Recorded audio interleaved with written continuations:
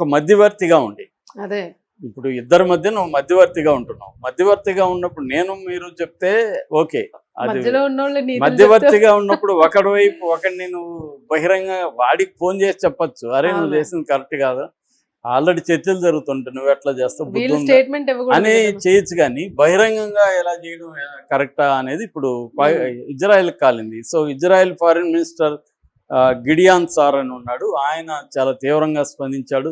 ఒక మధ్యవర్తి చేయాలన్న పనైనా నువ్వు మమ్మల్ని అడిగి నువ్వు ప్రకటించావా, లెబనాన్ సీజ్ ఫైర్లో ఉందా లేదా అనేది నాకు చెప్పావా, నువ్వు మాతో డిస్కస్ చేసావా, అంతే కదా. ఇప్పుడు రెండు లెబనాన్ సీజ్ ఫైర్లో ఉండాలా లేదన్న అంశము ఇజ్రాయెల్తో డిస్కస్ చేయాలి కదా. ఇజ్రాయెల్ కదా లెబనాన్ మీద దాడి చేస్తుంది, అమెరికా చేయట్లేదు. అమెరికా ఓన్లీ ఇరాన్ మీద దాడి చేస్తుంది. ఇజ్రాయెల్ ఏం చేస్తుంది, ఇటు ఇరాన్ మీద చేస్తుంది, అటు లెబనాన్ మీద. లెబనాన్ మీద చేయడానికి కారణాలు దానికి ఉన్నాయి. నువ్వు లెబనాన్ కూడా సీజ్ ఫైర్లో ఉంది అని పాకిస్తాన్ అనౌన్స్ చేసే ముందు ఇజ్రాయెల్తో మాట్లాడాలి. ఇజ్రాయెల్తో మాట్లాడలే, అసలు ఇజ్రాయెల్ని పరిగణలోకి తీసుకోలేదు. అందుకనే వాళ్ళ కోపం వచ్చింది. అంటే మేము అసలు యుద్ధం ఎవరిది, ఇజ్రాయెల్ యుద్ధం. మూల కారణం ఇజ్రాయెల్. మరి ఇజ్రాయెల్కి తెలియకుండా సీజ్ ఫైర్ చేస్తే, అంటే ఇజ్రాయెల్ని కన్విన్స్ చేయకుండా ఇజ్రాయెల్ నేచురల్గా కోపం వస్తుంది. ఇరాన్ అమెరికా తో మాత్రమే మాట్లాడి పాకిస్తాను ఇజ్రాయెల్తో మాట్లాడి, ఇజ్రాయెల్కి వీళ్ళకి గొడవలు ఉండొచ్చు, కానీ ఒక పంచాయతీ పెద్దగా దిగినప్పుడు అందరితో మాట్లాడాలి. ఇజ్రాయెల్తో మాట్లాడినట్టు ఎక్కడా మనకు కనబడలేదు. సో ఇజ్రాయెల్ అంగీకారం తీర్చుకొని కదా వీళ్ళు ప్రకటించాలి. సో ఇరాన్ ఏమనుకునింది, లెబనాన్ సీజ్ ఫైర్లో ఉందని అనుకునింది. ఎందుకు అనుకునింది, పాకిస్తాన్ చెప్పింది. మీడియేటర్ చెప్పినప్పుడు నమ్ముతాం కదా, కానీ మనకు తెలియదు కదా అసలు వీడు సొంత నిర్ణయాలు తీసుకొని ప్రకటిస్తున్నాడని. సో అమెరికాను లెబనాన్ సీజ్ ఫైర్లో లేదని ట్రంప్ చెప్తున్నాడు, జేడీ వ్యాన్స్ చెప్తున్నాడు, వైట్ హౌస్ కార్యాలయం చెప్పింది, ఇటుపక్క ఇజ్రాయెల్ అనౌన్స్ చేసింది. కానీ పాకిస్తాన్ తొందరపడి ముందే కోసిన కుయిల్లాగా మాకు మంచి పేరు వచ్చేయాలి, దీన్ని ఏదో ఆత్రగాడికి బుద్ధిమట్టం అని మా ఊర్లో సామెత ఉంది. అలాగే తొందరపడే వాడికి బ్రెయిన్ సరిగ్గా పనిచేయదని, అలాగా పాకిస్తాన్ తొందరపడి చేసింది. దాంతో సరే అది జరిగింది. జరిగినప్పుడు వాళ్ళకి ఫోన్ చేసి చేయాలి, కానీ బహిరంగంగా ఇజ్రాయెల్ని దుర్మార్గమైన రాజ్యంలాగా క్రియేట్ చేయాలి. దుర్మార్గమైన రాజ్యమే కావచ్చు, కానీ చర్చలు జరిగేటప్పుడు మధ్యవర్తికి ఉండాల్సిన బేసిక్ ఇది లేకుండా వీళ్ళు తిట్టడం అనేది ఇప్పుడు ఇజ్రాయెల్కి కాలింది. ఇజ్రాయెల్ ఉద్రిక్త వాతావరణ పరిస్థితులకి తీసుకొచ్చింది ఇప్పుడు పరిస్థితి.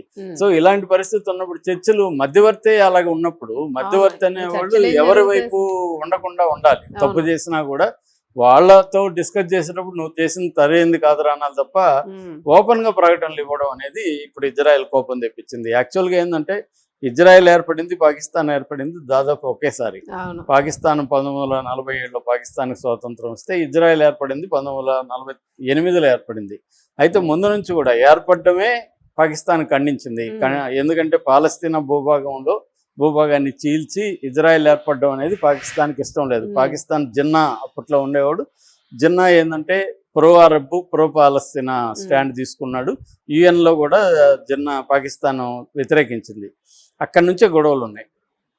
దాని తర్వాత 80sలో మాత్రం అంటే మనకి ఒక్కొక్కసారి మనకు కూడా ఇక్కడ పైన కొట్లాడుకుంటారు, కింద ఎలక్షన్లో కలిసి పనిచేస్తుంటారు రెండు పార్టీలు.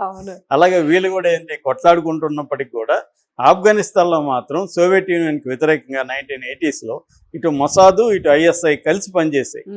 For example Israel Soviet Union దగ్గర పట్టుకున్న వెపన్స్ని పాకిస్తాన్ గుండానే ఆఫ్ఘనిస్తాన్లో ఉండే ముజాహిదీన్లకి చేర్చింది అప్పట్లో. అలాగా కలిసి కూడా పనిచేసిన చరిత్ర ఉంది. అట్లాగే బెనజర్ భుట్టో అండ్ ఆయన ఎవరు పర్వేజ్ ముషర్రఫ్ వీళ్ళిద్దరూ ఉన్నప్పుడు కూడా ఇజ్రాయెల్తో రహస్య మీటింగులు అయినాయనేది కూడా అప్పట్లో వచ్చాయన్నమాట. అంటే ఇజ్రాయెల్తో సీక్రెట్ మీటింగ్స్ అయినాయని. ఏదేమైనా ఓపెన్గా మాత్రం ఇజ్రాయెల్కి పాకిస్తాన్కి పడదు. రెండోది ఇజ్రాయెల్ ఈ మధ్య ఇండియాతో క్లోజ్ అయింది. ఇండియాతో డిఫెన్స్ అగ్రిమెంట్లు, టెక్నాలజీ షేరింగ్ అగ్రిమెంట్లు అంతా జరిగాయి. ఈ నేపథ్యంలో ఇజ్రాయెల్ కూడా ఇండియా రేపు పాక్కి వార్ వచ్చినప్పుడు మనకు అండగా, అప్పుడు కూడా మన పాకిస్తాన్కి మనకు వార్ వచ్చినప్పుడు కూడా ఇజ్రాయెల్ ఓపెన్గా మనకు అండగా ప్రకటనలు ఇచ్చేసింది. సో అందువల్ల పాకిస్తాన్కి ఇజ్రాయెల్కి మధ్య ఒక రగడైతే జరుగుతుంది. ఉమ్. సో ఇప్పుడు అది ఏ స్థాయికి వెళ్తది, పాకిస్తాన్ మీద ఇజ్రాయెల్ యుద్ధానికి అటాక్ వెళ్తుందా? చేస్తుందా, ఉమ్. మళ్ళీ ఇది కొంపమునిగా ఇంకొక కొత్త యుద్ధంగా యుద్ధం మళ్ళా మారుతుందా అన్న ఒక మొదలవుతుందా? టెన్షన్ అయితే ఇప్పుడు వచ్చింది. అవును. అంటే మధ్యవర్తి సరిగా చేయకపోవడం వల్ల ఇప్పుడు మధ్యవర్తి లే- మీదకి రివర్స్ అయ్యాడు. మధ్యవర్తికి అందులో ఒక పార్టీకి మధ్య గొడవలు రావడం అనేది ఇదొక విచిత్రమైన కండిషన్ అని చెప్పుకోవచ్చు.